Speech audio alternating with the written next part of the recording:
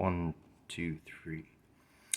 Okay, I am currently taking the rear cassette off the Priority 600 bike, and I just wanted to show something here. This is a regular hub that they've put the CDX system on, and for those of you who are familiar with the splines on a usual Shimano Freehub, you'll notice like the different spacing. There's always one large space between the splines, while most of the other ones are about identical in spacing and size.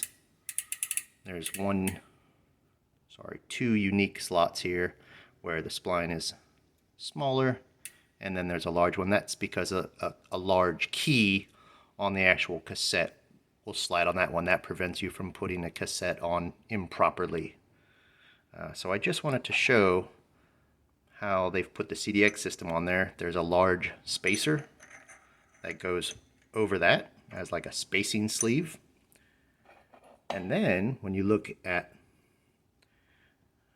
the CDX system here, which holds the Gates belt drive, you'll notice that all the keys on this are identical in size. There is no large key. So while with the regular cassette it prevents you from putting it on inaccurately, the CDX system, because it's holding the belt, doesn't really require a specific position because there's no gear changes that need to be perfect. But as you put this on, like I said, it'll go on in any position.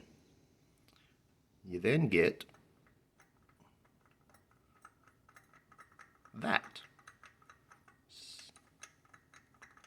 Okay. Whereas a regular cassette would fit a lot tighter, you get this kind of movement in the CDX system. Now, granted, there's going to be a spacer on the outboard side of that, and then the normal lock ring, lock nut kind of thing that goes on here, threads internally to the Freehub, and then you cinch all that all down, and then this movement of the CDX system goes away if everything's held tightly. But I wanted to show that just so everybody kind of sees how this system is put together. You've got an outboard spacer. You got the CDX system that does not have a large key that fits in the large spline. It will basically go on in any position. There you go. And then you've got a large inboard spacer, which is quite significant, that goes over top of that. But it is just a standard Shimano Freehub body. So in all essence, you have a regular standard hub and wheel setup here, and that's how they make the CDX system work with a regular Freehub body. Okay.